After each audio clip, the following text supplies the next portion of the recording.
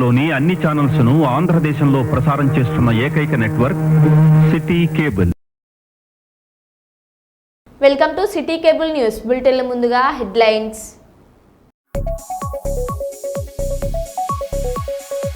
పెద్దపల్లిలో పట్టాలు తప్పిన గూడ్స్ రైల్, పాక్షికంగా 31 రైళ్లు రద్దు.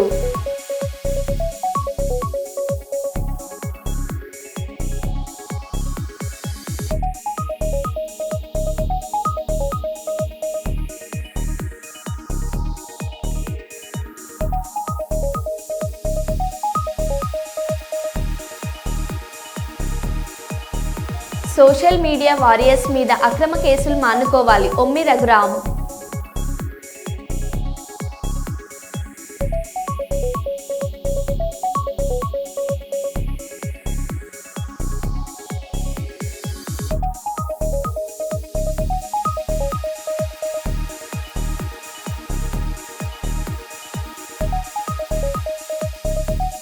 రోడ్డును బాగు చేయండి మహాప్రభు, గుంతల రోడ్డుతో నరకయాతన అనుభవిస్తున్న పాట్నాపూర్ ప్రజలు.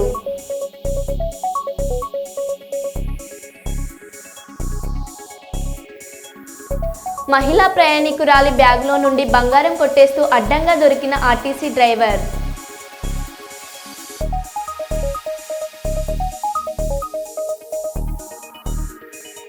కొడంగల్ మాజీ ఎమ్మెల్యే పట్నం నరేందర్ రెడ్డిని బలవంతంగా అరెస్టు చేసిన పోలీసులు.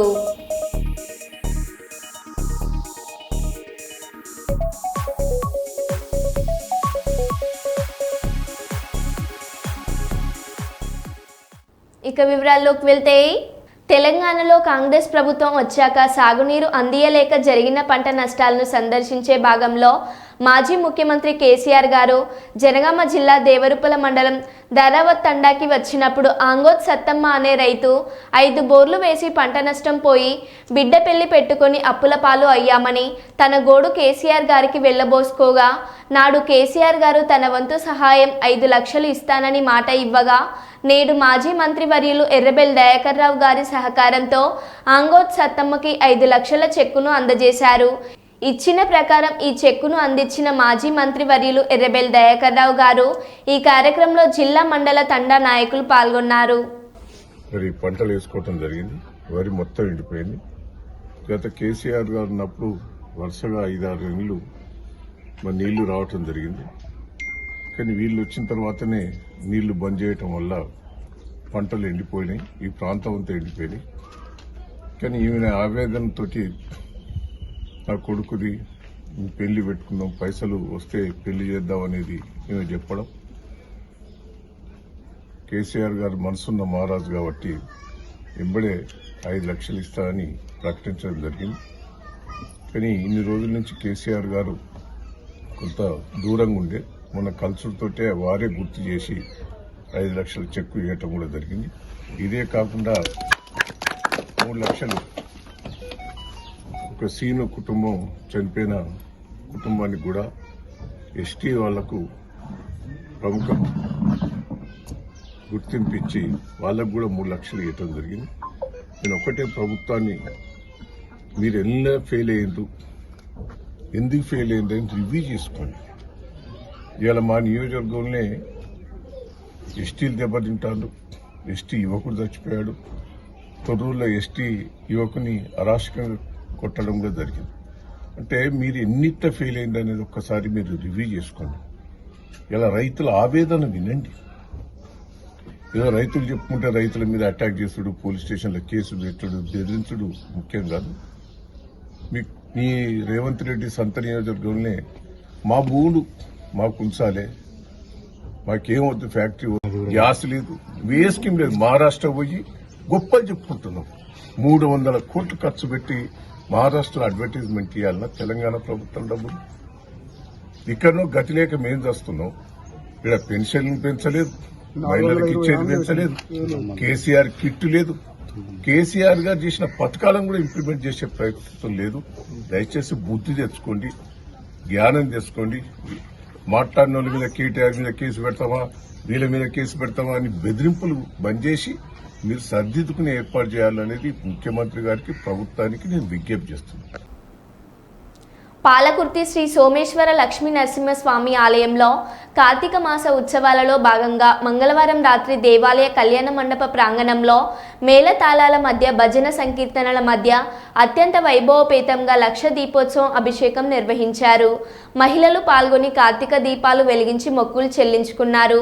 లక్ష దీపోత్సవంలో పాల్గొన్న మహిళలకు తాంబూలం, స్వామివారి ప్రసాదం వాయినంగా అర్చకులు అందజేశారు. అనంతరం లక్ష దీపోత్సవంలో అనంతరం పాలకుర్తి మండల దర్దపల్లి గ్రామానికి చెందిన ఇమ్మడి సువర్ణ సోమయ్య, ఇమ్మడి ధనప్రియ కిరణ్ల ఆధ్వర్యంలో 1000 మందికి మహా అన్నదానం నిర్వహించారు. ఈ కార్యక్రమంలో ఆలయ ఈవో సల్వాది మోహన్ బాబు, సూపరింటెండెంట్ కొత్తపల్లి వెంకటయ్య, ఆలయ అర్చకులు డివి శర్మ, అనిల్ కుమార్, మతగజ్జం నాగరాజు, సిబ్బంది, భక్తులు పాల్గొన్నారు.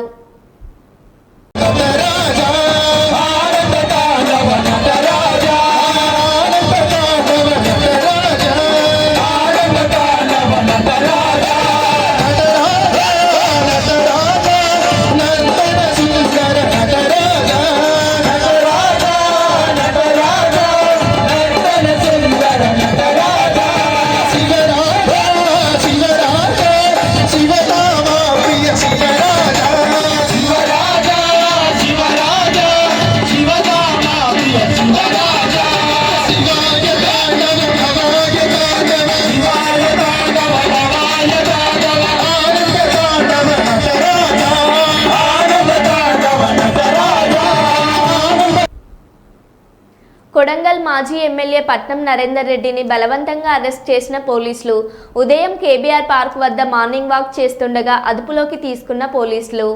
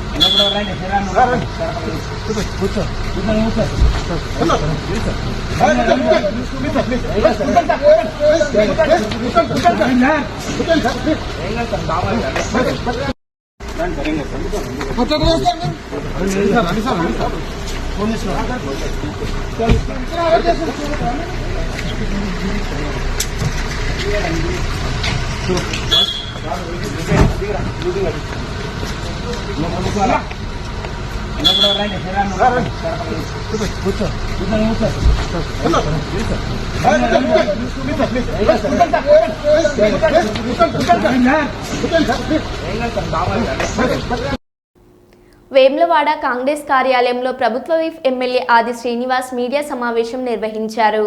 మీడియా సమావేశంలో ఆది శ్రీనివాస్ మాట్లాడుతూ సిద్దిపేట ఎమ్మెల్యే హరీష్ రావు వేములవాడకు వచ్చి పచ్చి అబద్ధాలు మాట్లాడుతున్నారని ధ్వజమెత్తారు. వాళ్ళ మామ కేసీఆర్ వేములవాడ వచ్చిన సందర్భంలో వేములవాడ రాజన్న ఆలయానికి ఏటా 100 కోట్లు ఇస్తానని మోసం చేశారని, అలాగే ముంపు గ్రామాల ప్రజలకు డబుల్ బెడ్రూమ్ ఇల్లు కట్టుకోవడానికి 5 లక్షల పరిహారం ఇస్తానని వాళ్ళకు మాట ఇచ్చి తప్పాడు. ఇలా ఎన్నో సందర్భాల్లో ఉత్త చేతులు చూపెట్టి ఇప్పుడు ఏ మొహం పెట్టుకొని అబద్ధాలు మాట్లాడుతున్నారని మీడియా సమావేశంలో ఈ సందర్భంగా ఆయన ప్రశ్నించారు. హరీష్ రావు గారు పెద్ద పెద్ద మాటలు ఏవైతే మాట్లాడు దాన్ని మీ కాంగ్రెస్ పార్టీ పక్షాన్ని తిప్పకూడదు. ఈరోజు ఇక్కడ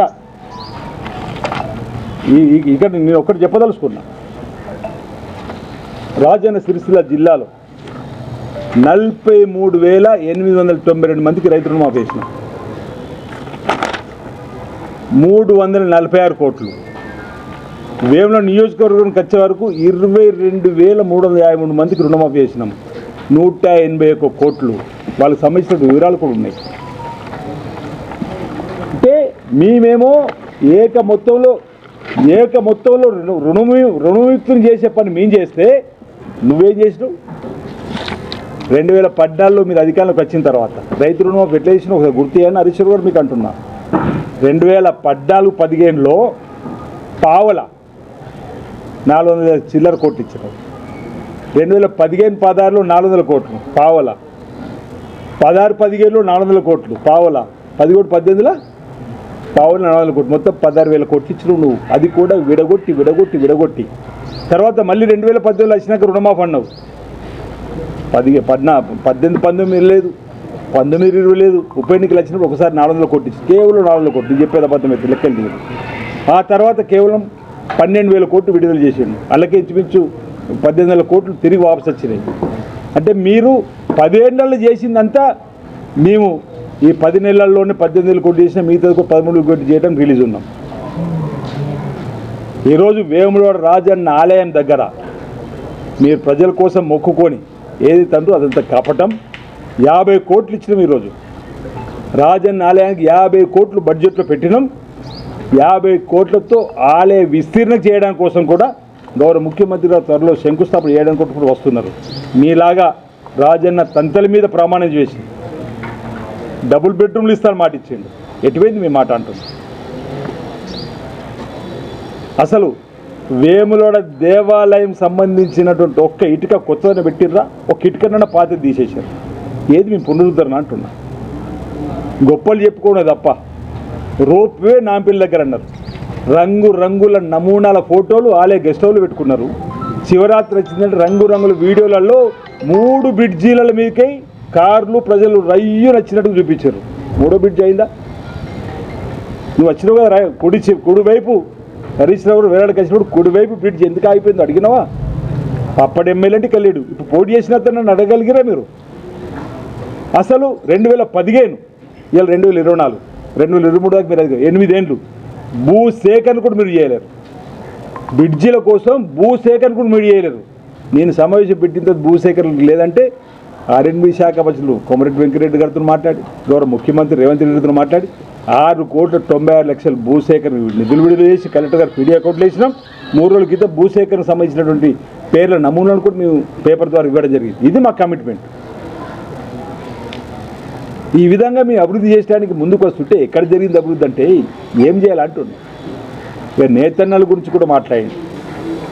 నేతన్నల గురించి మీ 9.5-10 సంవత్సరాల పరిపాలనలో బతుకమ్మ చీరల పేరిట నేతన్నల బతుకులు ఆగం చేసింది మీరు. సిరిసిల్ల వస్త్ర పరిశ్రమలో కాటన్కు పాలిస్టర్కు పెట్టింది పేరు దేశంలో. ఇతర రాష్ట్రాలకు ఎగుమతి అయినటువంటి దాన్ని ఈరోజు మీ స్వార్థం కోసం నేతన్నలకు సంబంధించి అది తీసుకొని వచ్చి ఈరోజు కాటన్ పరిశ్రమ పాలిస్టర్ పరిశ్రమ ఎగుమతి కాకుండా చేసినటువంటి సందర్భం. అసలు ఆ పరిస్థితే లేకుండా చేసింది మీరు కాదంటున్నాం. పోతూ 275 కోట్లు బగ్గలు పెట్టిపోయింది మీరా మేము? నేతన్నల బతుకులు ఆగం చేసింది మీరా మేమా? మా ముఖ్యమంత్రి రేవంత్ రెడ్డి గారు, తుమ్మల నాగేశ్వరరావు గారు, ఈ జిల్లా మంత్రులు పొన్నం ప్రభాకర్ గారు, శ్రీధర్ బాబు గారు, మీ అందరం కూడా ముఖ్యమంత్రి దృష్టి. జనగామ జిల్లా పాలకుర్తి మండల కేంద్రంలో బంగారం షాపులో చోరీకి పాల్పడిన మహిళలు. పట్టపగలే బంగారం షాపులో వెండి చోరీ చేసిన మహిళలు. పాలకుర్తి మండల కేంద్రంలోని పోలీస్ స్టేషన్ ఎదురుగా గల సత్యం జ్యువెలర్స్ షాపులో ఆభరణాలు కొనుగోలు చేయడానికి వచ్చిన 2 మహిళలకి ఆభరణాలు చూపించుకుండగా సదరు మహిళ వస్తువులు చూస్తూ వెండి వస్తువు తీసి తన చీరలో దాచింది. షాపు యజమానికి అనుమానం వచ్చి సీసీ కెమెరా చెక్ చేయగా బయటపడిన వైనం.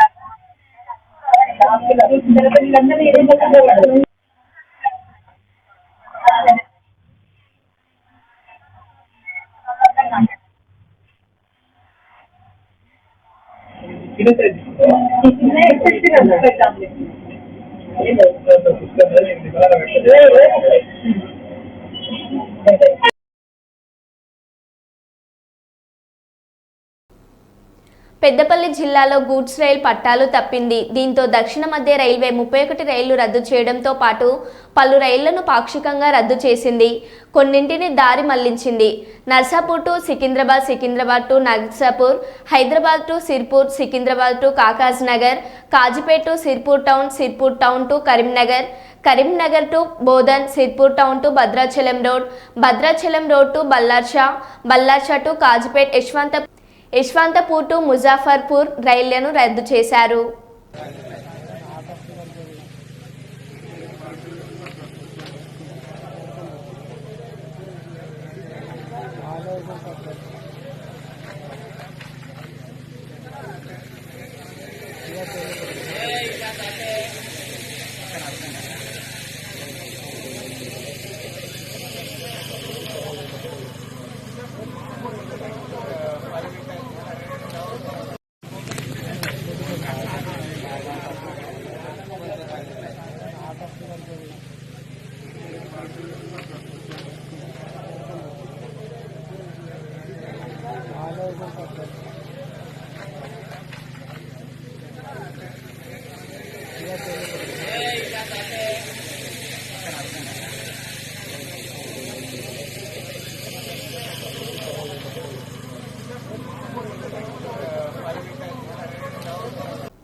వికారాబాద్ జిల్లాలో జిల్లా కలెక్టర్ మరియు సిబ్బందిపై జరిగిన దాడికి నిరసనగా హన్మకొండ జిల్లా కలెక్టరేట్లో లంచ్ డిమాండ్ స్టేషన్ నిర్వహించడం జరిగింది.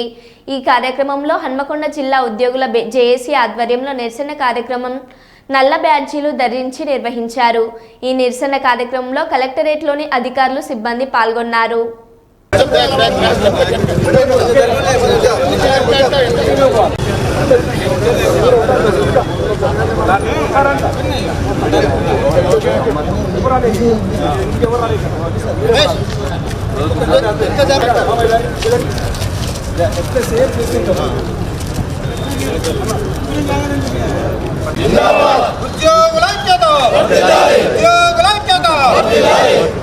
ఖండించండి ఉద్యోగులపై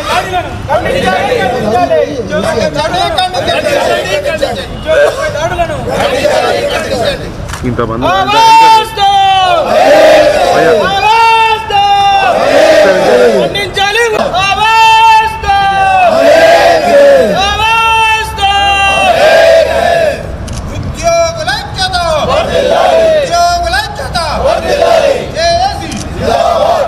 ఈరోజు మరి నిన్న సంఘాల నుండి క్లాస్ 4 గెస్టెడ్ కాంట్రాక్ట్ అవుట్సోర్సింగ్ ఇలా యావత్ ఉద్యోగ సంఘాల నుండి కూడా ఈరోజు నిరసన తెలిపే కార్యక్రమంలో భాగంగా మరి ఇక్కడ కలెక్టరేట్లో లంచ్ అవర్ డెమాన్స్ట్రేషన్ కార్యక్రమాన్ని మేము నిర్వర్తించడం జరుగుతుంది. దానికి విచ్చేసిన డిఆర్ఓ గారు గణేష్ గారికి, అదేవిధంగా టీజీఓ అధ్యక్షులు మురళీధర్ రెడ్డి గారికి, టీజీఓ కార్యదర్శి ప్రవీణ్ గారికి, మా జిల్లా కార్యదర్శి సోమన్న గారికి, అదేవిధంగా క్లాస్ 4 సంఘం రాష్ట్ర అసోసియేట్ అధ్యక్షులు దాసారాయ్ గారికి ఉద్దేశించి ఒక 2-3 వక్తలు మాట్లాడాల్సిందే. దాని తర్వాత మన నిరసన కార్యక్రమాన్ని ఇదే విధంగా కంటిన్యూ చేస్తూ బాధ్యులు ఎవరైతే ఉన్నారో వాళ్ళ మీద చర్యలు తీసుకునే వరకు కూడా ఈ పోరాటం ఆగదని కూడా తెలియజేసుకుంటూ ఇప్పుడు క్లాస్ జేఏసీ చైర్మన్ ఆధ్వర్యంలో రాజేంద్రన్న గారి ఆధ్వర్యంలో మరి అన్ని సంఘాల అధ్యక్ష కార్యదర్శులు, బాధ్యులు మరి అందరికీ హృదయపూర్వక నమస్కారాలు. మరి ప్రజలకు ప్రభుత్వానికి మధ్యన ప్రభుత్వ ఉద్యోగులు పనిచేయవలసి వస్తుంది. ప్రభుత్వ ఆదేశాల ప్రకారంగా